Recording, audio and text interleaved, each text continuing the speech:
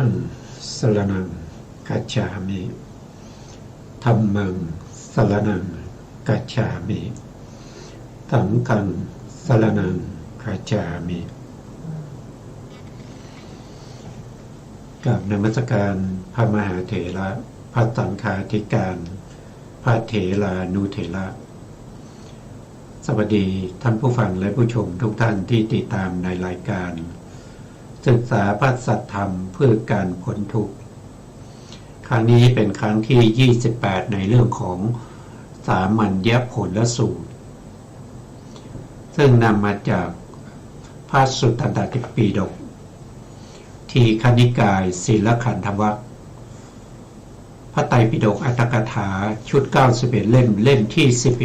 11ซึ่งอยู่ในสูตรที่2ชื่อว่าสามัญญผลสูตรซึ่งเป็นการประกาศถึง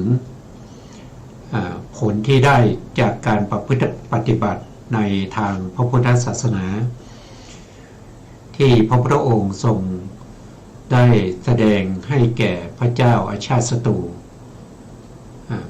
ซึ่งเป็นผู้ที่มาถามปัญหาในเรื่องของการออกบวชแล้วก็ได้อะไรนะครับทำไมภิกษุออกบวช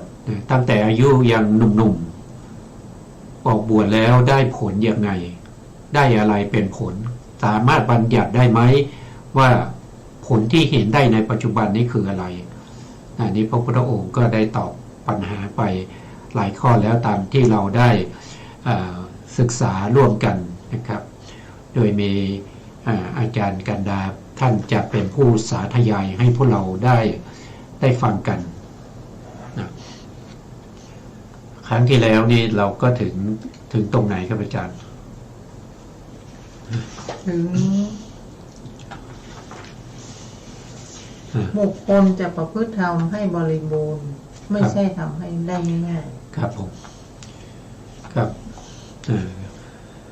วันนี้เราก็จะต่อเลยนะครับจะต่อจากครั้งที่แล้วนะครับอาจารย์ถ้าพร้อมแล้วก็เชิญอาจารย์สาธยายเลยครับในพระบาลีนี้ว่าการที่บุคคลจะประพฤติพรหมจรรย์ให้บริบูรณ์ไม่ใช่ทำได้ง่ายๆพึงบวชหรือณยิทังสุกรังเตพับปะพับเชยะยังดังนี้มีความสังเขปดังต่อไปนี้พรหมจรรย์คือสิกขา3ที่แสดงแล้วชื่อว่าพึงประพฤติให้บริบูรณ์โดยส่วนเดียวเพราะไม่ทำให้ขาดแม้วันเดียวทำจริมกะจิตให้เอิบอิ่มได้ชื่อว่าพึงประพฤติให้บริสุทธิ์โดยส่วนเดียวเพราะไม่ทำให้แปดเปื้อนด้วยมลทินคือกิเลสแม้วันเดียวทำจริมกะจิตให้เอิบอิ่ม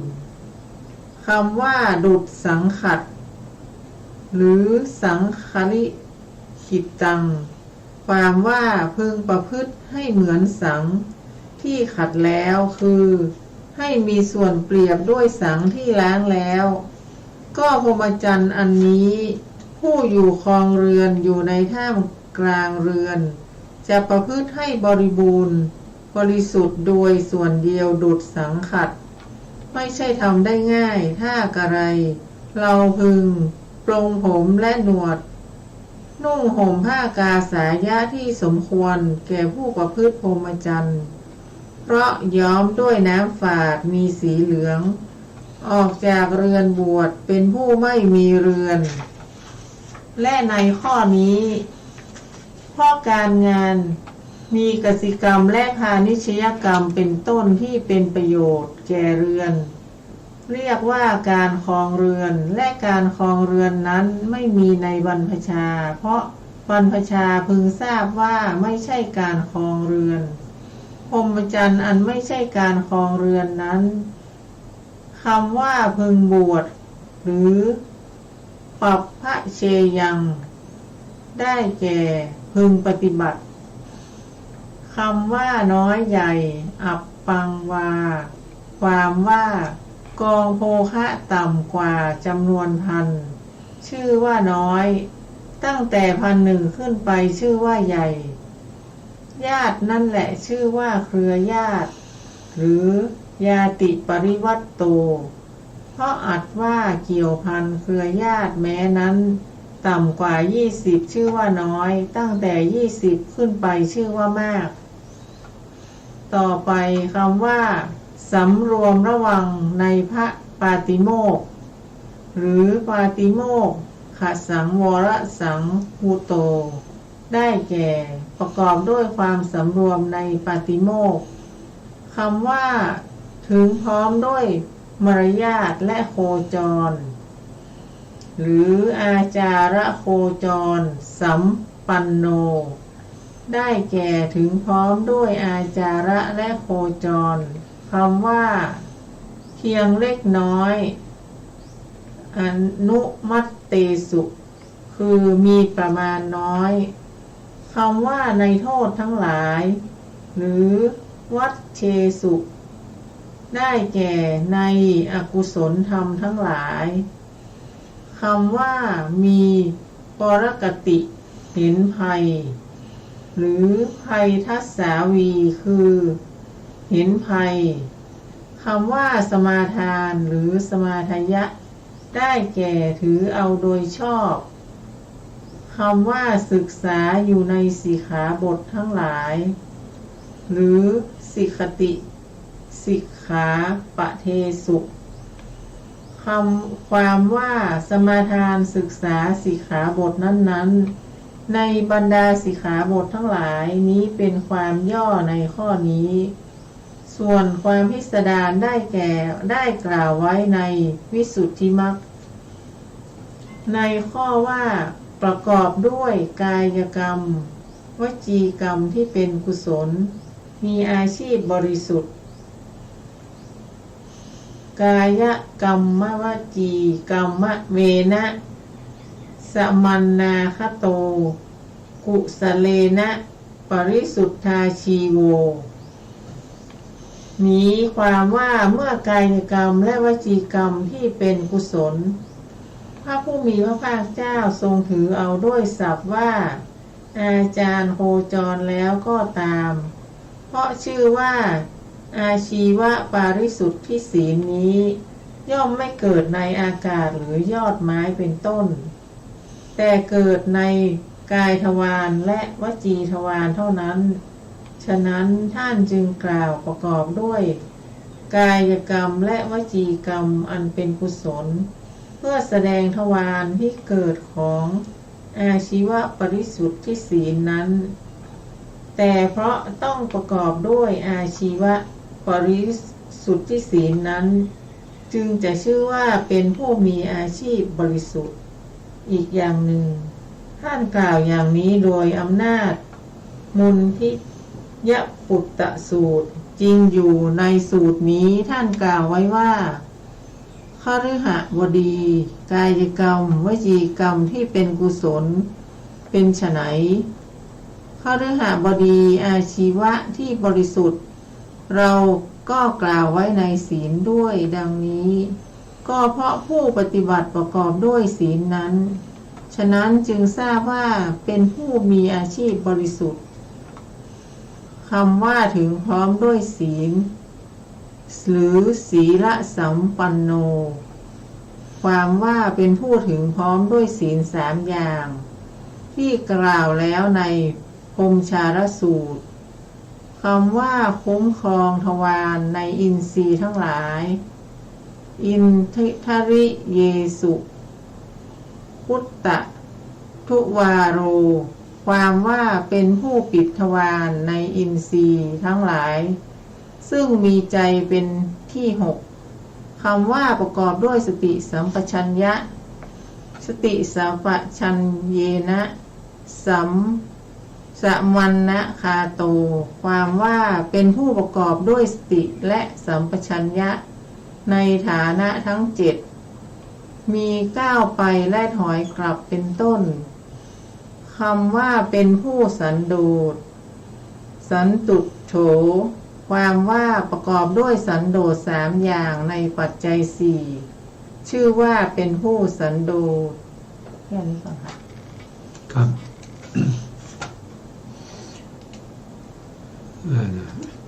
อันนี้ท่านก็พูดถึงในเรื่องของศีลนะครับ เรื่องของศีลผู้ที่ออกบวชนะครับต้องรักษาศีลนะก็จะมีปาติโมกข์สังวรศีลปาติโมกข์สังวรศีลปัจจุบันนี้นะปัจจุบันนี้ก็ที่พระภิกษุเนี่ยจะต้องทำการสวดแล้วก็มีการทวนมีการทบทวนฟังเรื่องของศีลทั้งหมดก็จะมีอยู่227ข้อนะครับตามที่พวกเราในพระพุทธศาสนาในเถรวาทยึดถือกันมาตั้งแต่สมัยทำสังคายนาครั้งที่1นะครับหลังจากที่พระพุทธองค์ได้ปรินิพพานไปแล้ว3 เดือนนะครับศีลปาติโมกข์นะครับแล้วก็โดยทั่วไปก็จะมีศีลที่เกี่ยวข้องนะครับถ้าว่าโดยรวมนี้ก็จะเป็นศีล4นะปาติโมกข์ก็จัดอยู่ในศีล4นั้นศีล4คืออะไรนะศีล4ก็คือได้แก่เขาเรียกว่าจตุปาริสุทธิศีลจตุปาริสุทธิศีลก็ประกอบด้วย1ก็คือปาติโมกข์สังวรศีลนะนี่ก็เกี่ยวกับเรื่องของปาติโมกข์ข้อประพฤติและก็ข้อปฏิบัติที่พระพุทธองค์ได้บัญญัติเอาไว้นะภิกษุทั้งหลายเมื่อเข้ามาบวชแล้วก็ต้องยึดถือศีลเหล่านี้นะ2ก็คือเรื่องของอินทรีย์สังวรนะอินทรีย์สังวรก็คือปิดกั้นอกุศลไม่ให้เกิดขึ้นทางทวารทั้ง6นะมีใจเป็นที่6นะครับอย่างเช่นข้อที่1ก็คือเมื่อเห็นแล้วจะทำยังไงปิดกั้นไม่ให้โลภะโทสะโมหะเนี่ยเกิดขึ้นในใจของเรา2ก็คือได้ยินแล้วทำอย่างไรไม่ให้โลภะโทสะโมหะเกิดขึ้น3ก็คือได้กลิ่นแล้ว4ก็คือได้รสแล้ว5ก็คือได้ถูกต้องสัมผัสแล้วไม่ให้โลภะโทสะโมหะเกิดขึ้นในใจแล้วก็ที่6ก็คือเมื่อเรานึกคิดไม่ได้เห็นนะแต่เคยเห็นมาแล้วสภาพอารมณ์นั้นเราเคยเห็นมาแล้วเราเคยได้ยินมาแล้วหรือว่าเราเคยได้กลิ่นมาได้รสมาได้สัมผัสมาแล้วแต่ในขณะที่เรานึกคิดนั้นเราไม่ได้เห็นไม่ได้ยินไม่ได้ลิ้มรสไม่ได้ถูกต้องสัมผัสแต่นึกในใจอันนี้ก็เรียกว่าเป็นทวารทางใจ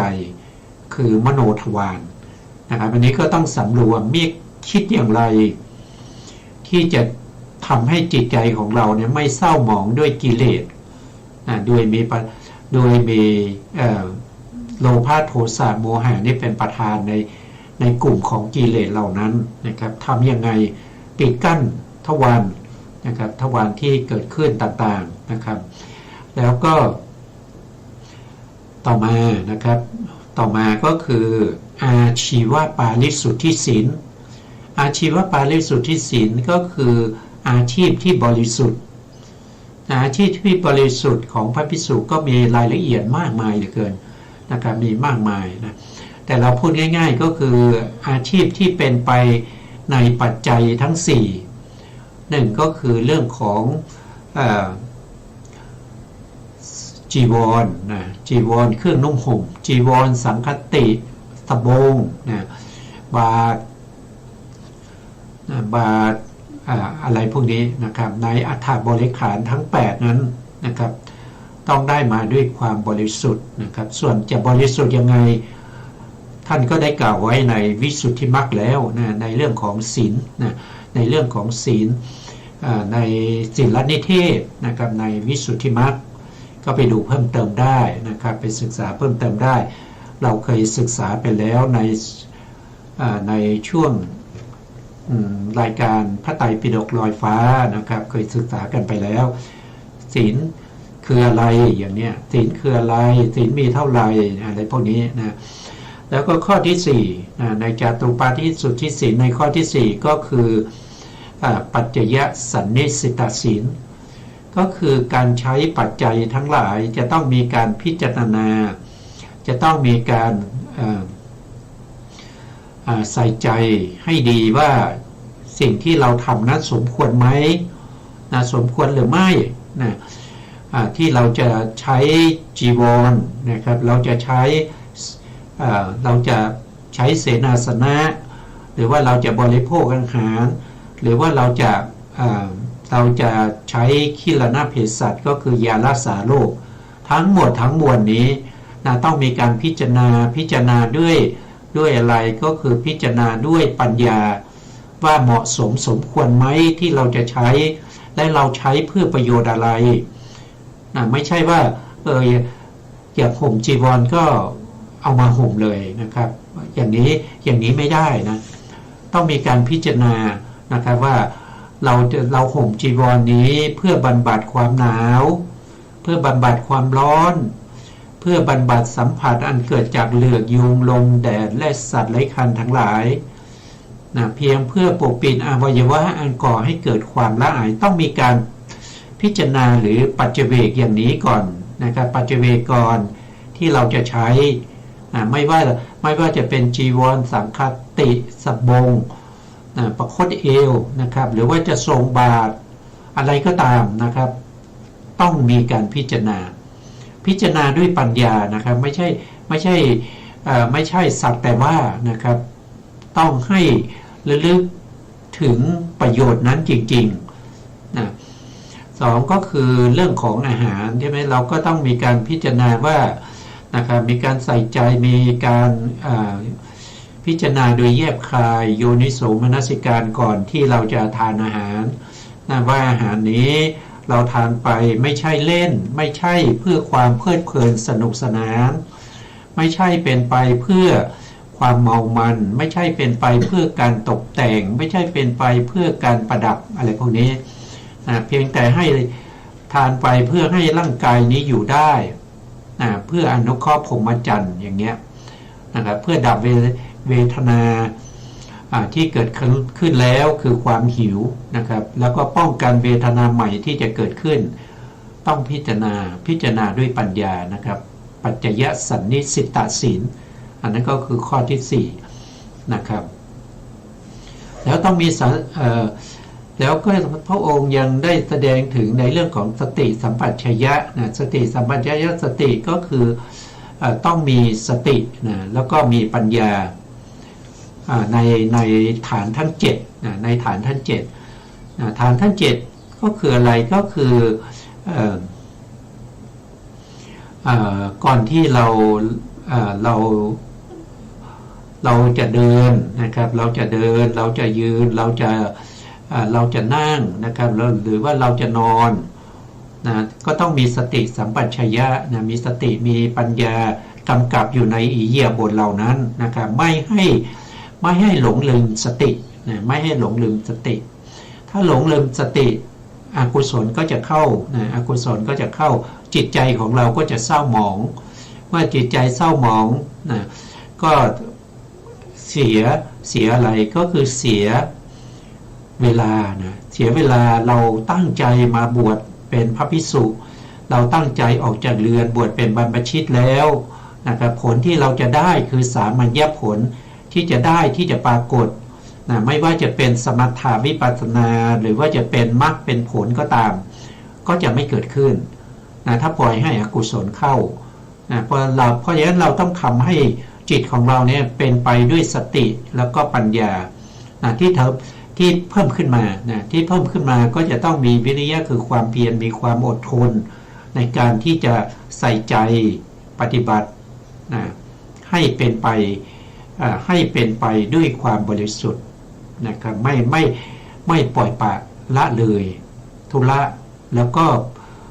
สิ่งนี้เป็นหลักนะครับเป็นหลักที่เราออกจากเรือนบวชเป็นบรรพชิตนะเนี่ยอันนี้ต้องระวังนะครับแล้ว แล้วก็ให้เป็นไปในเรื่องของสันโดษสันตุถินะสันตุถะโถ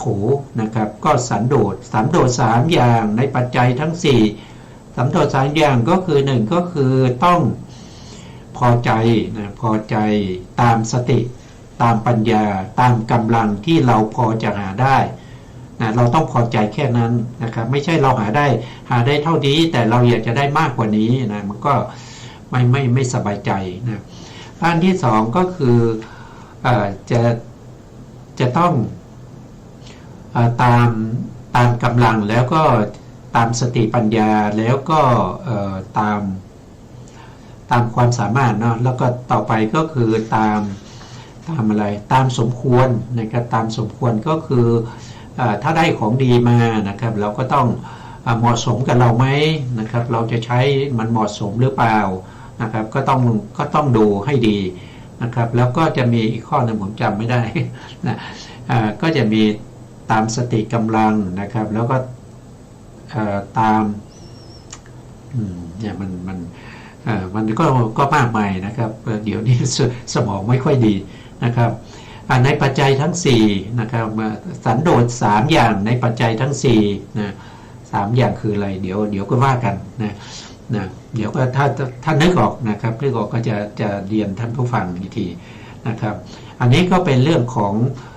งสันโดษนะครับเรื่องของสันโดษนะเมื่อกี้ถึงตรงนี้หรือเปล่าครับอาจารย์ครับถึงสันโดษนะครับครับสันโดษ3อย่างในปัจจัย4นะครับเป็นผู้สันโดษ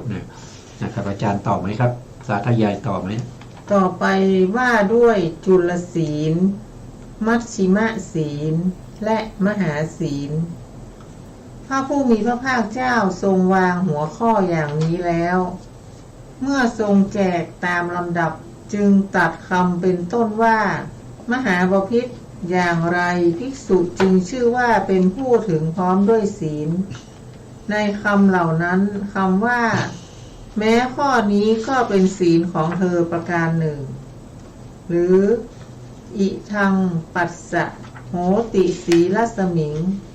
ความว่าศีลคือเจตนางดเว้นจากปาณาติบาตของภิกษุนั้นแม้นี้เป็นศีลข้อหนึ่งในศีลอีกอย่างหนึ่งคำว่าสีลสมิงนี้เป็นสัตตะมีวิภัตติลงในอัตถ์แห่งปัทมาวิภัตติก็ในมหาอัตถกถาท่านกล่าวเนื้อความนี้เพียงว่าศีลคือเจตนางดเว้นจากปาณาติบาตแม้นี้ก็เป็นศีลของสมณะนั้นเหมือนกันคำที่เหลือพึงทราบตามในที่กล่าวแล้วในพรหมชารสูตรนั่นแลคำว่าแม้ข้อนี้ก็เป็นศีลของเธอประการหนึ่งนี้เป็นศีลของภิกษุนั้นในข้อว่าย่อมไม่ประสบภัยแต่ที่ไหนๆเพราะศีลสังวรนั้นความว่าภัยเหล่าใดที่มีความไม่สำรวมเป็นมูลย่อมเกิดขึ้นบรรดาภัยเหล่านั้นภิกษุผู้ถึงพร้อมด้วยศีลจะไม่ประสบภัยแต่ศีลสังวรไหนๆแม้แต่ข้อเดียวเลยเพราะเหตุไรเพราะภัยที่เกิดแต่ความไม่สำรวมเป็นมูลจะไม่มีแต่ความสำรวมความว่าผู้ได้มูรธาพิเศษคือมุทธาวสิบโตความว่าเหมือนรถบนพระเศียรด้วยน้ำขัตติยาพิเศษที่จัดไว้ตามพิธีคำว่าพระราชศัตรูหรือยะที่ทางปัจจถิกโตความว่าย่อมไม่ประสบภัยที่จะพึงมี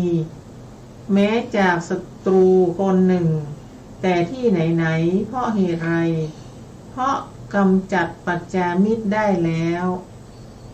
คำว่าภายในอัจฉัตตังได้แก่ภายในของตนอธิบายว่าในสันดานของตนคำว่าสุขอันปราศจากโทษ หรืออนวัชชสุขังความว่าไม่มีโทษคือไม่มีใครติได้เป็นกุศลภิกษุผู้มีศีลสมบูรณ์ย่อมเสวยสุขทั้งทางกายและทางใจอันธรรมคือความไม่เดือดร้อนความปราโมทย์ความอิ่มใจและความสงบซึ่งมีศีลเป็นประทัดฐานคุ้มครองข้อว่าภิกษุชื่อว่าเป็นผู้ถึงพร้อมด้วยศีลด้วยประการดังกล่าวมานี้แลเอวังโขมหาราชาภิกขุศีลสัมปันโนนามะโหติความว่าพระผู้มีพระภาคเจ้าทรงสรุปศีลกถาลงว่าภิกษุผู้ประกอบด้วยศีล3อย่างที่ทรงแสดงโดยพิสดารติดต่อกันอย่างนี้ชื่อว่าเป็นผู้มีศีลสมบูรณ์ค่ะจบว่าด้วยจุลศีลมัชฌิมศีลและมหาศีลค่ะครับวันนี้ก็เดี๋ยวเพิ่มเติมตรงเรื่องของสันโดษนิดหนึ่งนะครับแต่เมื่อกี้นะสันโดษเนี่ยมีอยู่3อย่างนะครับสันโดษมีอยู่3อย่างหนึ่งก็คือยัตถาลาภะสันโดษนะครับยินดีตามที่ได้นะยินดีตามที่พึงได้นะก็คือยินดีในลาภทั้งหลายที่เข้ามาถวายนะครับเขาให้ยังไงก็ยินดียินดีตามที่เขาให้นะไม่เขาให้อย่างหนึ่งแต่อยากได้อีกอย่างหนึ่งไม่เป็นอย่างนั้นนะอันนี้ก็เรียกว่ายัตถาลาภะสันโดษนะครับทุกสิ่งทุกอย่างไม่ว่าจะเป็นปัจจัย4นะครับเสื้อเครื่องนุ่งห่มนะเครื่องนุ่งห่มที่อยู่ที่อาศัยนะที่อยู่ที่อาศัยอาหารบิณฑบาตนะแล้วก็คีลนาเภสัชทั้งหลายนะครับก็อันนี้ก็เรียกว่าเป็นยัตถาลาภะสันโดษ2ก็คือยัตถาภละสันโดษอันนี้ก็คือตามสติปัญญาตามกำลังนะครับที่พูดไปช่วงก่อนช่วงก่อนหน้านี้นะตามกำลังสติปัญญาที่พอเราพอหามาได้นะเราก็ยินดีเท่านั้นนะครับไม่อยากจะได้ในสิ่งที่เราหามาเราแสวงหาไม่ได้อะเห็นเขามีเราก็อยากมีอย่างเงี้ยเรามีเงินเดือนละ2-3 หมื่นนะครับก็อยากจะได้บ้านหลังใหญ่ๆนะได้รถดีๆอย่างเงี้ยมันก็เป็นไปไม่ได้นะครับมันเป็นทุกข์นะครับก็ให้ยินดีพอใจในสติปัญญากำลังที่เราพอหาได้นะข้อที่3ก็คือยัตถาสาลุปะสันโดษนะครับมีความยินดีตามสมควรนี่ก็ได้พูดไปแล้วนะครับว่าเวลาเราได้อะไรที่มันเกินฐานะของเราเนี่ยเราจะไปใช้มันก็ไม่เหมาะสมอย่างเงี้ยอย่างเช่นพระภิกษุลูกวัดนะครับได้จีวรที่เป็นผ้าไหมอย่างดีนะครับแล้วเราก็จะห่มไปแต่เจ้าอาวาสนะครับอาจารย์พระผู้ใหญ่พระเถระเนี่ยท่านไม่มีนะครับท่านก็ห่มจีวรธรรมดาเราจะห่มจีวรผ้าไหมไปในงานเดียวกับท่านอย่างเงี้ยมันไม่สมควรนะครับถ้าจะให้ดีนะครับก็ต้องเอาถวายแก่พระอาจารย์นะครับพระเถระทั้งหลาย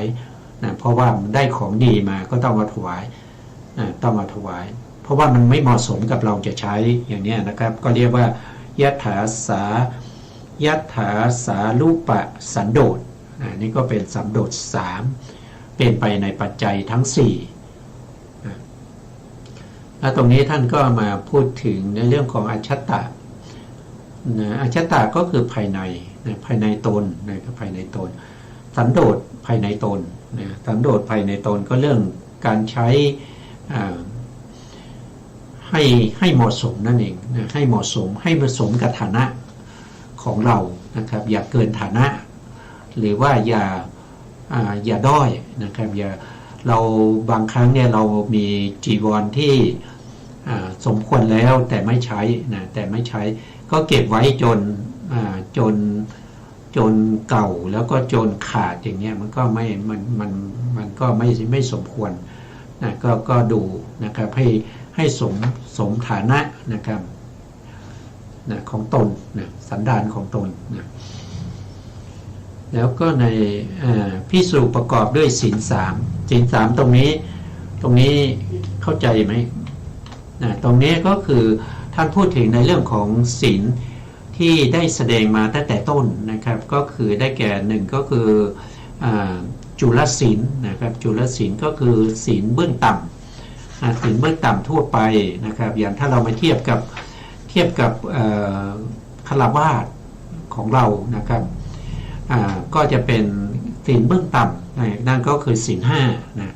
ก็คือได้แก่ศีลห้าเรียกว่าจุลศีลของฆราวาสนะต่อมานะครับถ้าเป็นมัชฌิมศีลก็คือศีล8อย่างเงี้ยนะครับก็คือศีล8ก็คือมากขึ้นไปอีกนะแต่ถ้าเป็นมหาศีลของฆราวาสเนี่ยก็คือศีล10เนี่ยนะครับก็คือศีล10อย่างนี้เป็นต้นนะครับก็เป็นศีล3อย่างนะครับอันนี้ก็มาในจุลศีลมัชฌิมศีลแล้วก็มหาศีลนะครับที่ได้แสดงไปแล้วนะในท่านบอกว่าได้แสดงไปแล้วตอนต้นนะครับตอนต้นเราก็พูดถึงไปแล้วนะต่อไปอาจารย์สาธยายต่อเลยเรื่องอินทรีย์สังวรว่าด้วยเรื่องอินทรียสังวรในการจำแนกทวารที่คุ้มครองแล้วในอินทรีย์ทั้งหลายมีวินิจฉัยดังต่อไปนี้จักขุทรัพย์ในคำว่าเห็นรูปด้วยจักขุหรือจักขุนารูปังนี้ในที่บางแห่งเป็นไปในพุทธจักษุเหมือนอย่างที่กล่าวว่าทรงตรวจดูโลกด้วยพุทธจักษุในที่บางแห่งเป็นไปในสมันตจักษุซึ่งนับว่าเป็นพระสัพพัญญุตญาณเหมือนอย่างที่กล่าวข้าแต่พระองค์ผู้มีปัญญาดีผู้มีพระสมันตจักษุพระองค์จงเสด็จขึ้นปราสาทที่ล้วนแล้วด้วยพระธรรมมีอุปมาฉันนั้น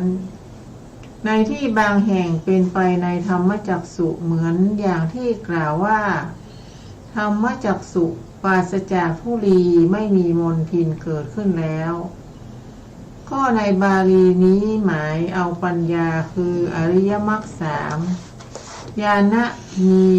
ปุเพนิวาสานุสติญาณเป็นต้นในคำว่าจักษุเกิดขึ้นแล้วญาณเกิดขึ้นแล้วดังนี้ท่านเรียกว่าปัญญาจักษุเป็นไปในทิพยจักษุในที่มาทั้งหลายว่าด้วยทิพยจักษุดังนี้เป็นไปในประสาทจักษุในคำนี้ว่ารูปอาศัยจักษุดังนี้แต่ในที่นี้จักขุศัพท์นี้เป็นไปในจักษุวิญญาณโดยโวหารว่าปัสสาทะจักษุเพราะฉะนั้นในข้อนี้จึงมีเนื้อความว่าเห็นรูปด้วยจักษุวิญญาณคำใดที่พึงกล่าวแม้ในบทที่เหลือคำนั้นทั้งหมดกล่าวไว้แล้วในวิสุทธิมรรคคำว่าสุขอันไม่ละคนด้วยกิเลสหรืออัพยาสีกะสุขังความว่าเสวยสุขอันไม่ละคนด้วยกิเลสคือไม่เจือกิเลสเพราะเว้นจากกิเลสเครื่องเศร้าหมองเป็นสุขบริสุทธิ์เป็นอธิจิตสุขแลจบว่าด้วยเรื่องอินทรีย์สังวรครับผมครับก็เราก็มาดูเรื่องของอินทรีย์นะครับอินทรีย์เนี่ยในที่นี้ก็พูดถึงอินทรีย์ก็คือได้แก่อินทรีย์5นะครับอินทรีย์5ก็จะมีจักขุนทรีย์จักขุนทรีย์โสตินทรีย์คานินทรีย์ชิวหินทรีย์แล้วกายอินทรีย์เป็นอินทรีย์5นี่เรียกว่าเกิดทางกายแล้วยังมีอีกอันหนึ่งนะเป็นอินทรีย์ที่6 นั่นเรียกว่าเป็นมเนทรีย์ก็คือได้แก่ใจนะครับได้แก่ใจแต่ตรงนี้ท่านพูดถึงในเรื่องของเน้นในเรื่องของจักขุนะจักขุก็คือตานะครับก็คือตาจักขุหรือทิพจักขุก็คือตาทิพย์อันนี้คือตาทิพย์ประสาทจักขุก็คือได้แก่ประสาทตานะครับประสาทตาจักษุวิญญาณจักษุวิญญาณก็คือได้แก่จักขุวิญญาณจิตนั่นเองนะครับบุเพนิวาสานุสติญาณอันนี้ได้แก่ตัวปัญญานะครับได้แก่ปัญญาที่สามารถระลึกชาติในหนหลังได้นะถ้าเป็นมัสสะจัสสุนะครับเราก็จะมัสสะจัสสุเนี่ยก็คือได้แก่สัพพัญญุตญาณนะครับคือรู้อะไรรู้เยยธรรม5ประการนะสัมมันตจัสสุนะครับคือสัพพัญญุตญาณรู้อะไรรู้เยยธรรมเยยธรรมมีอยู่5ประการนะครับรู้1ก็คือรู้ในเรื่องของจิตในเรื่องของจิตเจตสิกแล้วก็นิพพานรูป18นะ2ก็คือรู้วิการรูปนะวิการรูปมีอยู่5อย่างนะครับก็จะมีกายวิญญัตวจีวิญญัตละหุตามุทุตากัมมัญญตาอันนี้เรียกว่าเป็นวิการรูป5นะ3ก็คือรู้ในลักษณะรูป4อันนี้คือปัญญานะเป็นสัพพัญญุตญาณนะสัพพัญญุตญาณเป็นญาณที่ไม่มีคือสามารถที่จะอยากรู้อะไรก็รู้ได้ก็คือสัพพัญญุตญาณนะ3ก็คือลักษณะรูป4ที่ท่านรู้ลักษณะรูป4ก็คือได้แก่อุปจยะนะครับก็คือการเกิดขึ้นของรูปทั้งหลายแล้วก็สันตติคือการสืบต่อคือรูปที่เกิดขึ้นหลังๆจนกว่ารูปนั้นจะสมบูรณ์นะครับแล้วก็มีสันตติชลตานะอันที่3ก็คือชลตาก็คือความตั้งอยู่ของรูปนั้นชลตาแล้วก็อนิจจตาอนิจจตาก็คือความดับนะความดับของรูปอันนี้เรียกว่าเป็นลักษณะรูป4นะครับต่อมาก็คือเรื่องของพระนิพพานที่มีสภาวะสันติลักขณังนะครับเป็นสภาวะธรรมภายนอกนะครับเป็นสภาวะธรรมภายนอกสงบจากรูปนามขันธ์5สังขารธรรมทั้งหลายนะว่าด้วยปริยยัสเหตุก็จะมี2อย่างก็คือสาอุทิปาทิเสสนิพพานแล้วก็อนุปาทิเสสนิพพานถ้าว่าโดยเหตุการเข้าถึงพระนิพพานก็มี3อย่างก็คือ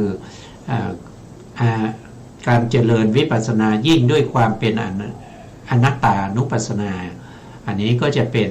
ประเภทที่เป็นเขาเรียกว่าเป็นสุญญตาวิโมกข์นะเข้าถึงได้ด้วยความเป็นของศูนย์เข้าถึงอะไรเข้าถึงนิพพานอันนี้รู้ทางนะรู้ทางเข้านิพพานอันที่2ที่จะเข้านิพพานได้ก็คือผู้ที่เจริญวิปัสสนายิ่งด้วยความเป็นอนิจจานุปัสสนาอนิจจานุปัสสนานั้นก็คือเมื่อเข้าถึงพระนิพพานก็เรียกว่าเป็นอนิมิตตวิโมกข์คือเข้าถึงได้ด้วยความ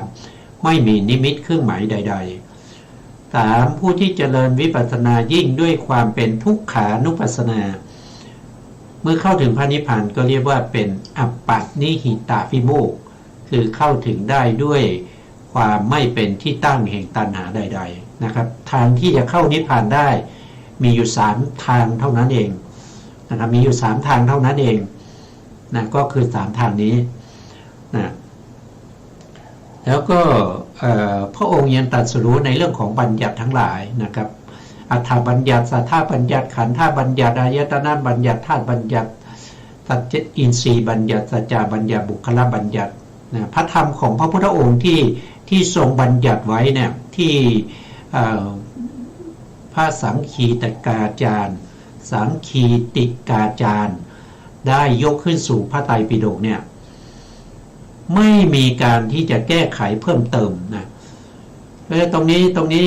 น่าจะเพิ่มตรงนี้นิดหนึ่งนะเนี่ยก็ไปเพิ่มอย่างนี้ไม่มี นะครับตรงนี้พระพุทธองค์กล่าวไว้มันมากเกินไปนะตัดทิ้งหน่อยได้ไหมตัดทิ้งหน่อยอย่างนี้ไม่มี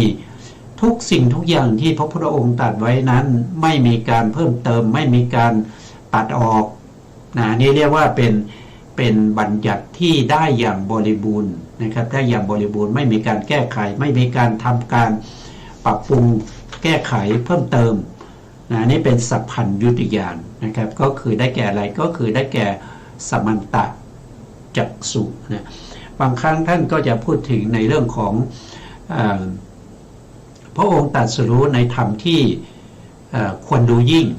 ควรรู้ยิ่งธรรมที่ควรรู้ยิ่งเนี่ยพระองค์ก็ตรัสรู้แล้วอย่างเงี้ยธรรมที่ควรกำหนดรู้ปริญเยยะพระองค์ก็ได้กำหนดรู้แล้วธรรมที่ควรละปหานาตภะอย่างเงี้ยพระองค์ก็ได้ประหารแล้วธรรมที่ควรภาวนานะครับภาเวตภะพระองค์ก็ได้ภาวนาแล้วธรรมที่ควรทำให้แจ้งพระองค์ก็ได้ทำให้แจ้งแล้วอย่างนี้ก็มาจากสมันตจักษุเขาก็คือสัพพัญญุตญาณสัพพัญญุตญาณนี้ก็เป็นปัญญานะครับเป็นปัญญานี้จะใช้ปกติแล้วก็จะมีอีกข้อหนึ่งนะครับเขาเรียกว่าอานาวรณญาณอานาวรณญาณเนี่ยเป็นญาณที่ไม่มีอะไรจะมาปิดมากั้นถ้าพระพุทธองค์อยากจะรู้สิ่งไหนสิ่งนั้นจะต้องปรากฏชัดเจนแก่พระพุทธองค์ตามสภาวะของความเป็นจริงนั่นก็จะเรียกว่าเป็นเขาเรียกว่าเป็นอานาวรณญาณนะครับก็จะคู่กับสัพพัญญุตญาณนะครับเพราะสัพพัญญุตญาณนี่เป็นปัญญาที่รู้ทุกสิ่งทุกอย่างอานาวรณญาณเป็นตัวที่กำจัดสิ่งที่กีดขวางปกปิดนะครับกากั้นไม่ให้พระองค์รู้ไม่มีนี่ก็เป็นเรื่องของเขาเรียกว่าเป็นตาปัญญานะครับตาปัญญามีพุทธจักษุสมันตจักษุแล้วก็ญาณจักษุธรรมจักษุแล้วก็ทิพพจักษุตามที่เราได้ศึกษามานะครับต่อไปอาจารย์เพิ่มเติมสาธยายต่อนะครับต่อไปว่าด้วยเรื่องของสติสัมปชัญญะนะคะว่าด้วยเรื่องสติสัมปชัญญะก็ในการจำแนกสติสัมปชัญญะมีวินิจฉัยดังต่อไปนี้จากวินิจฉัยในพระบาลีนี้ว่าในการก้าวในการถอยหรืออภิกันเตปฏิกันเตก่อนการไปเรียกว่าอภิกันเตคือก้าวไปการกลับเรียกว่าปฏิกันตะคือก้าวกลับทั้งสองอย่างนี้มีในอริยบทสี่ในการไปเมื่อนำกายไปข้างหน้าก่อนชื่อว่าก้าวไปเมื่อถอยหลังชื่อว่าก้าวกลับแม้ในการยืนผู้ที่ยืนนั่นแหละน้อมกายไปข้างหน้าชื่อว่าก้าวไปเอนปากายไปข้างหลังชื่อว่าก้าวกลับแม้ในการนั่งผู้ที่นั่งนั่นแหละชะโงกหน้าไปยังส่วนข้างหน้าของอาสนะชื่อว่าก้าวไปเมื่อถอยไปยังส่วนที่เป็นส่วนข้างหลังก็ชื่อว่าก้าวกลับแม้ในการนอนก็มีในนี้แลคำว่าย่อมทำความรู้สึกตัวหรือสัมปชานะการีโหติความว่ากระทำกิจทั้งปวงด้วยสัมปชัญญะหรือกระทำสัมปชัญญะนั่นเองด้วยว่าในการก้าวไปเป็นต้นภิกษุนั้นย่อมกระทำสัมปชัญญะอยู่แล้วมิได้เว้นสัมปชัญญะในท่าใดเลยสัมปชัญญะในพระบาลีนั้นมี4อย่างคือ 1. สาตถ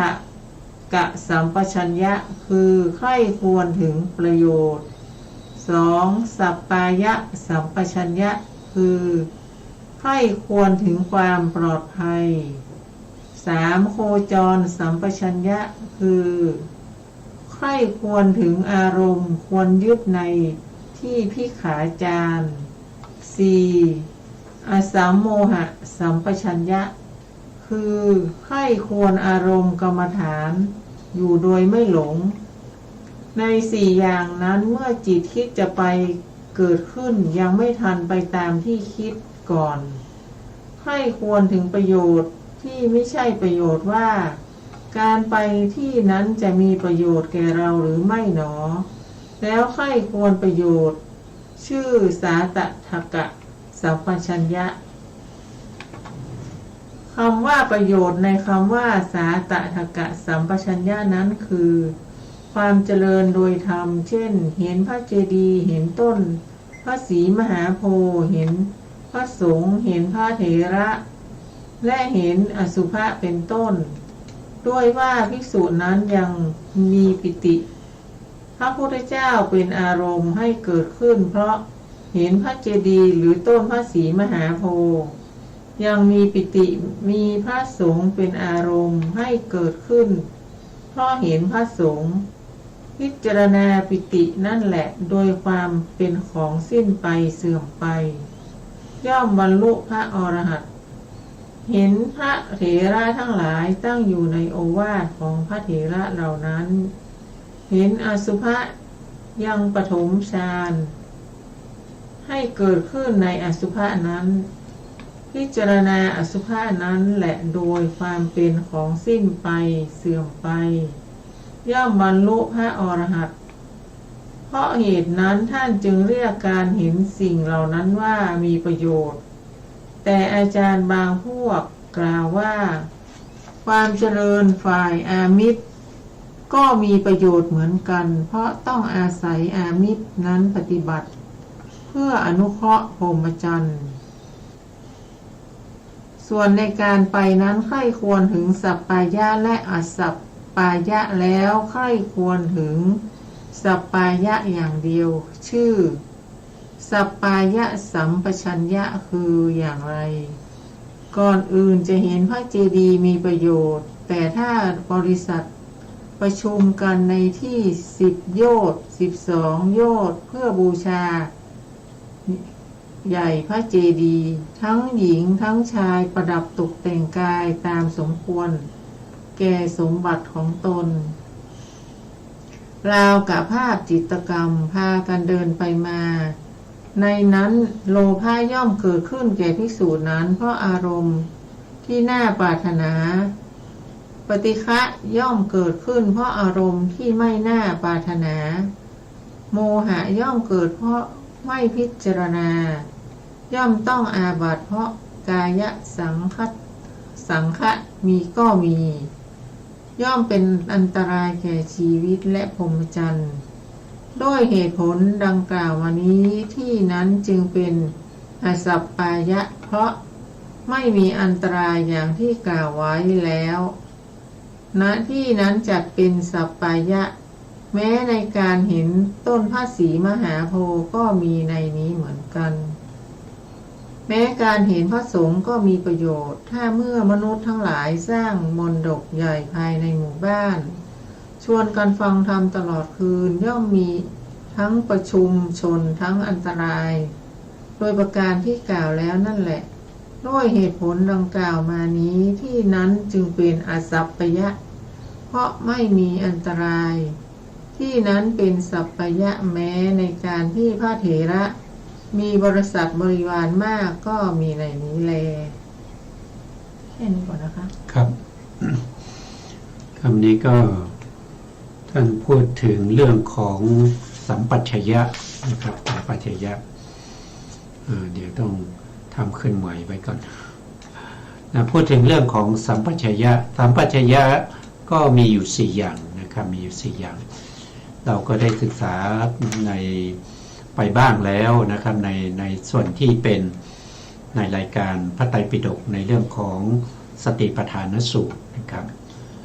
สัมปชัญญะมีอยู่4อย่างนะครับสัมปชัญญะมี4อย่างหนึ่งคือสาตถกะสัมปชัญญะนี่ก็คือรู้ประโยชน์นะครับก็คือยกตัวอย่างเช่นเราจะทำอะไรนะครับเราก็ต้องนึกถึงประโยชน์ก่อนเราก็ต้องนึกถึงประโยชน์ก่อน เช่นเราจะไหว้พระสวดมนต์เนี่ยเรารู้ไหมว่าการไหว้พระสวดมนต์เนี่ยมีประโยชน์ก็มีประโยชน์นะครับเรารู้อยู่แล้วว่ามีประโยชน์ เมื่อเรารู้อยู่แล้วว่ามีประโยชน์เนี่ยเราก็ต้องพิจารณาต่อไปว่าการไหว้พระสวดมนต์ของเราเนี่ยเราจะทำยังไงนะครับที่จะให้เกิดสัมปชัญญะโทษทีสัพพยะนะสัพพยะสัมปชัญญะก็คือเวลาไหว้พระแล้วไม่มีโรคภัยไข้เจ็บนะเช่นนั่งขัดสมาธินั่งพับเพียบหรือนั่งยังไงเนี่ยที่มันนั่งไปแล้วเนี่ยไหว้พระแล้วจะทำให้เราเนี่ยเจ็บปวดนะเราก็อันนั้นก็เรียกว่าเป็นไม่สัพพยะถ้าสัพพยะก็ต้องเป็นไปด้วยดีนะครับนั่งได้สบายนะนั่งได้สบายอากาศพอดีนะครับแล้วก็การออกเสียงนะครับก็เป็นไปใน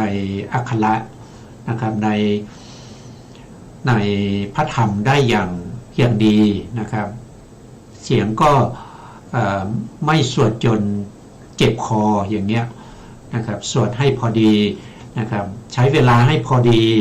นะไม่ใช่นานเกินไปหรือว่าน้อยเกินไปนะครับพวกนี้ก็เป็นสัพพยะนะครับเป็นสัพพยะแล้วในการสวดเนี่ยก็ต้องเป็นโคจรสัมปชัญญะด้วยนั่นก็คือจะต้องมีสตินะครับเป็นไปกับคำสวดไม่ใช่ว่าปากก็ว่าไปแต่จิตลอยไปไหนก็ไม่รู้นะครับว่าไปเปล่าเหมือนนกแก้วนกขุนทองนะครับจิตก็ไม่ได้อยู่กับคำสวดจิตก็ไม่ได้อยู่กับเนื้อเรื่องที่สวดอันนั้นไม่เรียกว่าเป็นโคจรสัมปชัญญะนะก็ต้องเป็นไปในเนื้อหานะครับในเนื้อหาในคำสวดนั้นนะครับได้อรรถรสด้วยนะแล้วก็4ก็คืออาสัมโมหะสัมปชัญญะในการสวดนี้ก็ต้องไม่หลงด้วยนะครับสามโมหะนะก็คือหลงเติมเข้าไปก็คือไม่หลงนะไม่หลงนะไม่หลงเวลาคำสวดอะไรต่างๆเนี่ยนะสวดไปก็ไม่หลงนะครับสามารถรู้ได้ว่าสวดตอนนี้อยู่วรรคไหนตอนไหนนะครับออกเสียงยังไงนะครับแล้วก็รู้ว่าอันนี้คือรู้ไปถึงรายละเอียดขององค์ธรรมด้วยนั่นอันนั้นก็จะเป็นอะไรเป็นวิปัสสนาด้วยนะครับข้อที่3โคจรนี่เป็นสมถะใช่ไหมสมถะจิตตั้งมั่นอยู่ในคำสวดแต่ข้อที่4เป็นวิปัสสนามีปัญญารู้เห็นรู้ตามคำสวดด้วยอย่างนี้ก็เรียกว่าเป็นผู้ที่มีสัมปชัญญะในการสวดมนต์ก็เช่นเดียวกันกับที่ท่านได้อธิบายนะครับในอัตถกถาจารย์ท่านบอกว่าเรื่องของการก้าวเดินนะครับการก้าวเดินจะเดินไปข้างหน้านะครับก็จะต้องรู้ก่อนว่าต้องรู้อยู่ว่ามีประโยชน์ไหมที่เราจะไปสมมติว่าเราจะไปตรงนี้นะครับหรือว่าเราจะไปที่วิหารไปที่ลานโพหรือว่าไปที่ลานพระเจดีย์เนี่ยเรารู้ประโยชน์ไหมเราจะไปทำอะไรเราจะไปเพ้อเจ้อหรือเราจะไปอะไรไปทำให้มันจะมีการผิดศีลไปฆ่าสัตว์หรือเราจะไปดื่มสุราหรือเราจะไปอะไรเนี่ยก็ต้องรู้ประโยชน์ก่อนนะเราไปเนี่ยเราไม่ได้ผิดเราไม่ได้ไปผิดศีลเราไปให้ทานเราไปรักษาศีลใช่ไหมเราไปเจริญสมถะวิปัสสนาอย่างนี้เราก็รู้ประโยชน์ใช่ไหมเราก็รู้ประโยชน์ก่อนที่เราจะไปเรายังไม่ได้ไปนะในขณะที่เราไปเนี่ยเราก็ต้องรู้ว่า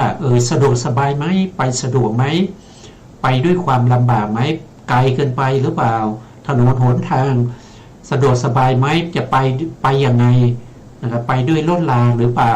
หรือว่าจะเดินไปหรือว่าจะทำยังไง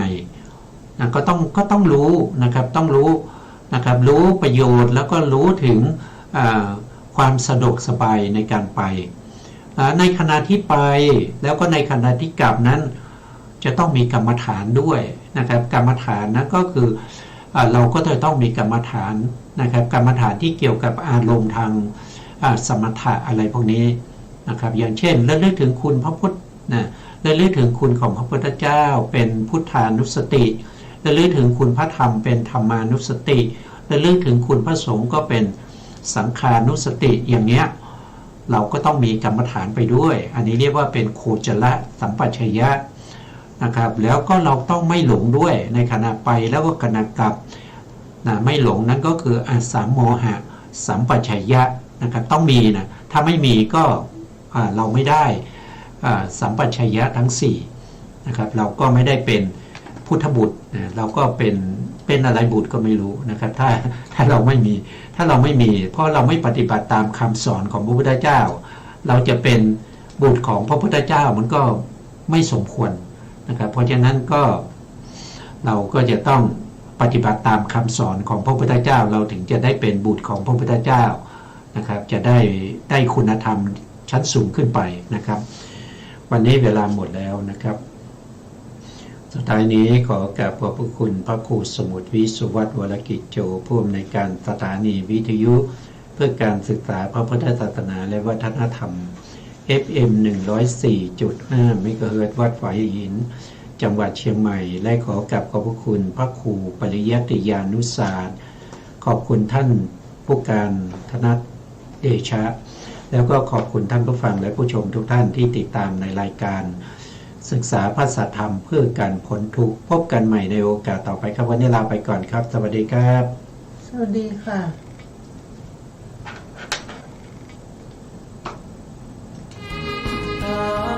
สูตรบทธรรมพระพุทธศาสตร์พระองค์วางว่าบทจดไว้ให้ไขว้เขวแนวคิดตามเหตุผลบนเพอาจมีโยเยเชื่อไปอาจไม่แน่นอนว่าตรงทฤษฎีของตนเชื่อจนล้มนั้นผิด